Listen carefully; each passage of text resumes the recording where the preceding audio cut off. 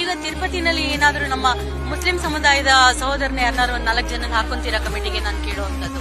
ಇಲ್ಲ ನೀವು ಧರ್ಮಸ್ಥಳಕ್ಕೆ ಹಾಕೊಂತೀರಾ, ಇಲ್ಲ ಬೇರೆ ಯಾವ್ದನ್ನ ಪದ್ಮನಾಭ ಟೆಂಪಲ್ಗೆ ಹಾಕೊಳಕಾಗತ್ತಾ, ಇಲ್ಲ ನಿಮ್ಮ ಮಠಗಳಿದಾವಲ್ಲ ಅಷ್ಟಮಠಗಳು, ಆ ಮಠಗಳಿಗೆ ಯಾರಾದ್ರೂ ಒಂದಿಬ್ಬರನ್ನ ನಮ್ಮ ಇಸ್ಲಾಂ ಅವರು ಇಲ್ಲ ನಮ್ಮ SC ST ಅವ್ರಗಳನ್ನ ಹಾಕೊಳ್ಳಿ, ಇಲ್ಲ ಒಂದಷ್ಟು ಹೆಣ್ಮಕ್ಳುಗಳನ್ನ ಹಾಕೊಳ್ಳಿ, ಸಾಧ್ಯವಾಗತ್ತಾ? ನಿಮಗೆ ಅದಾಗಲ್ಲ ಅಂದ್ರೆ ಧರ್ಮವೇ ಬೇರೆ, ಆಚಾರ ವಿಚಾರ ಬೇರೆ, ಕಲ್ಚರ್ ಬೇರೆ, ಅವ್ರಿಗೆ ತಗೊಂಡೋಗಿ ನೀವು ಅನ್ಯ ಧರ್ಮೀಯರನ್ನ ಹಾಕ್ತಿವಿ ಅನ್ನೋದು ಎಷ್ಟು ಮಾತ್ರ ಸರಿ? ಭಾರತದ ಪ್ರತಿಯೊಬ್ಬ ಪ್ರಜ್ಞಾವಂತ ನಾಗರಿಕನಾಗಿದ್ರೆ ಈ ವಕ್ಫ್ ಬಿಲ್ ನ ವಿರೋಧಿಸಲೇಬೇಕು. ನಾನು ಬದ್ಧತೆಯಿಂದ ಅದನ್ನ ಸಂವಿಧಾನದ ಕಾಲಾಳಾಗಿ, ಸಂವಿಧಾನದ ಪಾಲಕಳಾಗಿ, ಒಬ್ಬ ಅಂಬೇಡ್ಕರ್ ರೈಟ್ ಆಗಿ, ಒಂದು ಜವಾಬ್ದಾರಿಯ ನಾಗರಿಕಳಾಗಿ ಅದನ್ನ ನಾನು ವಿರೋಧಿಸ್ತಾ ಇದ್ದೀನಿ. ಇದು ಹಿಂದೂ, ಮುಸ್ಲಿಂ, ಕ್ರಿಶ್ಚಿಯನ್, ಜೈನ್ ಎಲ್ಲಾ ಕಮ್ಯುನಿಟಿದು ಸೇರಿ ಆಗುವಂತದ್ದು.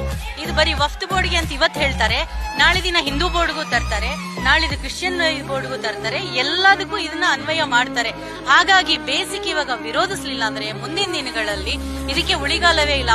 ನಂತರ ಏನ್ ಮಾಡ್ತಾರೆ, 1 ನೇಷನ್ 1 ಕ್ಯಾಸ್ಟ್ 1 ರಿಲಿಜನ್ ಅಂತ ಹೇಳ್ತಾರೆ.